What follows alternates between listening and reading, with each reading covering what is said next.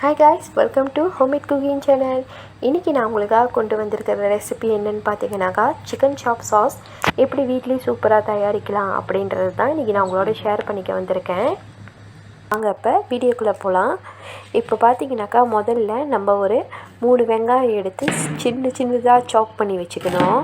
வெங்காயம் வந்து மெலிசாக இருக்கணும், ரொம்ப மொத்தமாக இருக்கக்கூடாது. இங்கே பாருங்கள், நான் இப்போ எப்படி வந்து வெங்காயத்தை சாப் பண்ணி எடுக்கிறேன்னு சொல்லிவிட்டு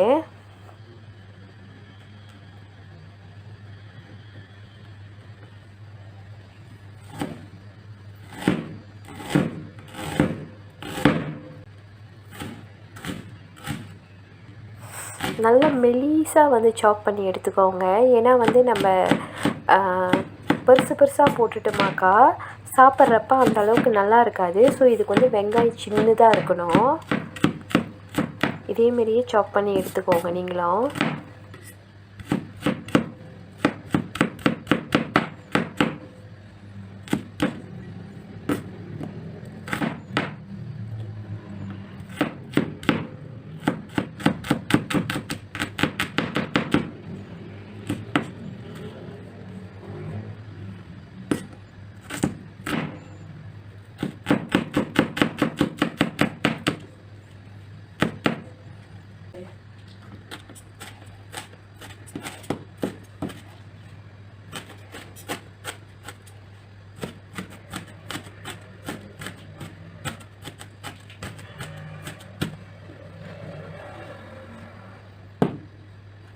இப்போது ஃபைனலி வெங்காயம் பாருங்கள் சின்னதாக சாப் பண்ணி எடுத்துக்கிட்டோம். உங்களால் முடிஞ்ச வரைக்கும் எவ்வளோ மெலிசாக வந்து சாப் பண்ண முடியுமோ அவ்வளோ மெலிசாக சாப் பண்ணிக்கோங்க.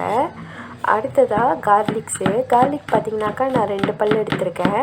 ஸோ அதுவும் வந்து நம்ம சின்னதாக தான் சாப் பண்ணணும், பெருசாக இருக்கவே கூடாது.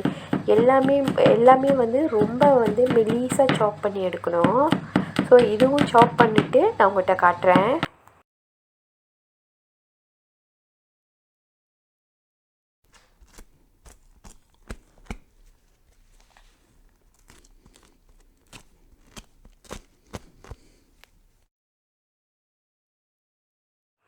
ஃபைனலி கார்லிக்ஸ் வந்து நான் சாப் பண்ணி எடுத்துக்கிட்டேன். அடுத்ததாக இப்போ பெப்பர் வந்து நம்ம இடிச்சிக்கலாம். இதுக்கு வந்து பார்த்திங்கனாக்கா பிளாக் பெப்பர் தான் யூஸ் பண்ணணும். ஸோ இங்கே பார்த்தீங்கன்னா நான் 3 டீஸ்பூன் வந்து பெப்பர் யூஸ் பண்ணுறேன். ஸோ இதை நம்ம நல்லா இடித்து எடுத்துக்கலாம்.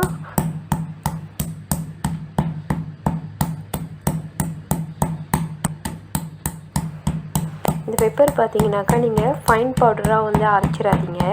முடிஞ்ச வரைக்கும் ஒன்றும் பாதியமாக இடித்து போடுங்க. இல்லை பிளெண்டை யூஸ் பண்ணுறதா இருந்தாலும் கொஞ்சம் ஹாஃபாக வந்து அதை நல்லா பிளெண்ட் பண்ணி எடுத்துக்கோங்க. ஃபுல்லி பிளெண்ட் பண்ணாதீங்க, அந்த சாஸ் செய்கிறதுக்கு வந்து நல்லா இருக்காது சாப்பிடும்போது. இப்போ பாருங்கள், நான் வந்து முட்டை இடித்து முடிச்சுட்டு காட்டுறேன் எப்படி இருக்குன்னு சொல்லிவிட்டு.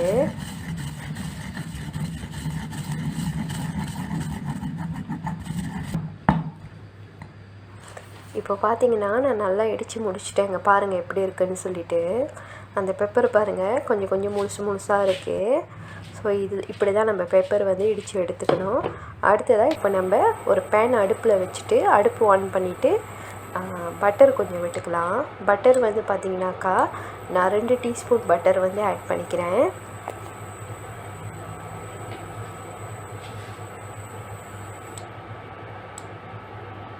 பட்டர் ஆட் பண்ணதுக்கப்புறமா கொஞ்சம் நேரம் நம்ம வெயிட் பண்ணுவோம், பட்டர் வந்து மெல்ட் ஆகிறதுக்கு. உங்களுக்கு பட்டர் வேணாம் அப்படின்னு நீங்கள் நினச்சிங்கனாக்கா எண்ணெய் வந்து சன்ஃப்ளவர் எண்ணெய் யூஸ் பண்ணிக்கோங்க. சாப்பிட்றப்ப கொஞ்சம் நல்ல டேஸ்ட்டாக இருக்கும். இப்போ நம்ம வெங்காயத்தை வந்து ஆட் பண்ணலாம். நல்லா 3 வெங்காயம் பாருங்கள் எடுத்து சின்னதாக நான் சாப் பண்ணி வச்சுக்கிட்டேன். ஸோ 3 வெங்காயம் யூஸ் பண்ணலாம்.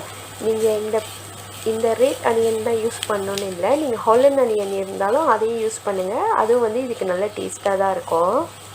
ஸோ இப்போ நம்ம வெங்காயம் வந்து நல்லா வதக்கிடலாம். அடுத்து நம்ம என்ன செய்யலாம் அப்படின்றத நான் காட்டுறேன் உங்கள்கிட்ட. இப்போ பாருங்கள், வெங்காயம் நல்லா வதங்கிருச்சு. அடுத்ததாக வெட்டி வச்சுருக்கிற இந்த பூண்டு தான் ஆட் பண்ணணும். ஏன் வந்து பூண்டை நான் முதல்ல ஆட் பண்ணலை அப்படின்னு பார்த்தீங்கன்னா, பூண்டு வந்து சீக்கிரமாக வந்து வெந்துடும், கருப்பாயிரும் இல்லையா. ஸோ சாப்பிடும் போது லேசாக வந்து கசக்கும், லைட்டாக கசப்பு எடுக்கும். அதனால தான் நான் பூண்டு முதல்ல ஆட் பண்ணல.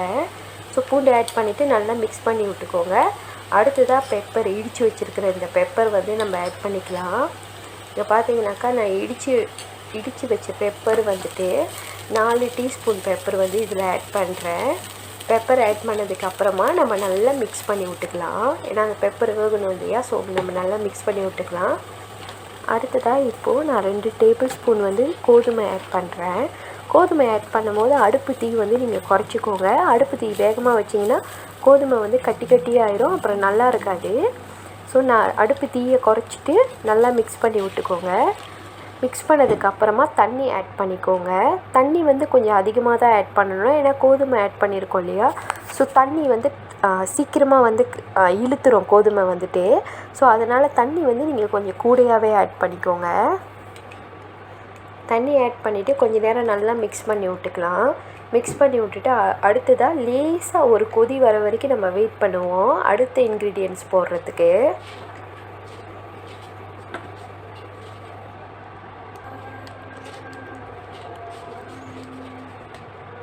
இப்போ பார்த்தீங்கன்னா லைட்டாக கொதிக்குது பாருங்கள், லைட்டாக தான் ஸ்டார்ட் பண்ணியிருக்கு. இப்போ நம்ம மிக்ஸ் பண்ணி விட்டுக்கலாம். ஒரு தடவை மிக்ஸ் பண்ணதுக்கு அப்புறமா சிக்கன் ஸ்டாக் வந்து நம்ம ஆட் பண்ணலாம். நான் வந்து இன்றைக்கி பார்த்தீங்கன்னா கடையிலேருந்து தான் வந்து வாங்கிட்டு வந்திருக்கேன் சிக்கன் ஸ்டாக் வந்துட்டு. ஸோ நீங்கள் வீட்டில் இருந்தாலும் வீட்லேயே சொந்தமாக செஞ்சு கூட யூஸ் பண்ணுங்கள், இன்னும் நல்லாயிருக்கும். ஸோ அது வந்து 2 சிக்கன் ஸ்டாக் வந்து நம்ம யூஸ் பண்ணணும். ஸோ முதல்ல ஒரு தடவை போட்டுட்டு நல்லா மிக்ஸ் பண்ணி விட்ருவோம். நல்லா மிக்ஸ் பண்ணதுக்கு அப்புறமா நீங்கள் டேஸ்ட் பண்ணி பாருங்கள். உங்களுக்கு வந்து அந்த சிக்கன் ஸ்டாக் டேஸ்ட்டு வந்து ஓகேவாக இருந்துச்சு அப்படின்னாக்கா நீங்கள் ஆட் பண்ண வேணாம். இல்லை பத்தலை, சிக்கன் ஸ்டாக் வந்து குறவாக இருக்குது, அந்த டேஸ்ட்டு குறவாக இருக்குன்னா இன்னொரு தடவை ஆட் பண்ணிக்கோங்க. சிக்கன் ஸ்டாக் ஆட் பண்ணதுக்கப்புறமா நீங்கள் வந்து தண்ணி கொஞ்சம் ஆட் பண்ணிக்கோங்க. ஏன்னா கோதுமை வந்து அந்த தண்ணி இழுக்குன்னு சொன்னேன் இல்லையா, ஸோ டக்குன்னு கட்டியாகும். இப்போ பார்த்தீங்கன்னா நான் இன்னொரு சிக்கன் ஸ்டாக் வந்து ஆட் பண்ணிக்கிறேன், ஏன்னா எனக்கு வந்து அந்த டேஸ்ட்டு குறவாக இருக்குது. ஸோ நான் ஆட் பண்ணிவிட்டு நல்லா நம்ம வந்து மிக்ஸ் பண்ணி விட்டுக்க வேண்டியதான். அடுத்ததாக இப்போது நான் 2 டீஸ்பூன் Blackpapersauce வந்து ஆட் பண்ணிக்கிறேன். உங்கள்கிட்ட சோயா சாஸ் இருந்தாலும் சரி, ஒய்ஸ்டர் சாஸ் இருந்தாலும் சரி, 2 டீஸ்பூன் வந்து நீங்கள் ஆட் பண்ணிக்கோங்க. டேஸ்ட் வந்து நல்லா தான் இருக்கும். இது ஆட் பண்ணதுக்கப்புறமா அடுத்ததாக ப்ரௌன் சுகர் வந்து நான் 1/2 டீஸ்பூன் வந்து ஆட் பண்ணுறேன். நீங்கள் பாருங்கள், ரொம்ப ஆட் பண்ண வேணாம், ரொம்ப வந்து இனிக்கும் அப்புறம். ஸோ 1/2 டீஸ்பூன் ஆட் பண்ணிவிட்டு நல்லா மிக்ஸ் பண்ணி விட்டுக்கலாம்.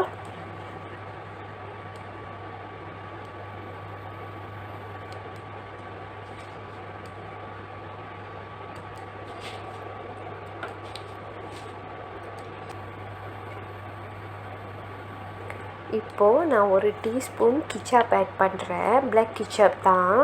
ஸோ கிச்சாப் வந்து எதுக்குன்னு பார்த்தீங்கன்னாக்கா நல்ல ஒரு கலர் கொடுக்கும். ஸோ அதனால தான் நான் வந்து கிச்சாப் ஆட் பண்ணுறேன். கிச்சாப் ஆட் பண்ணிவிட்டு நல்லா மிக்ஸ் பண்ணி விட்டுக்கோங்க. இங்கே பாருங்கள், இப்போ கிச்சாப் ஆட் பண்ணோடனே அதோட கலர் டோட்டலாகவே மாறிடுச்சு இல்லையா.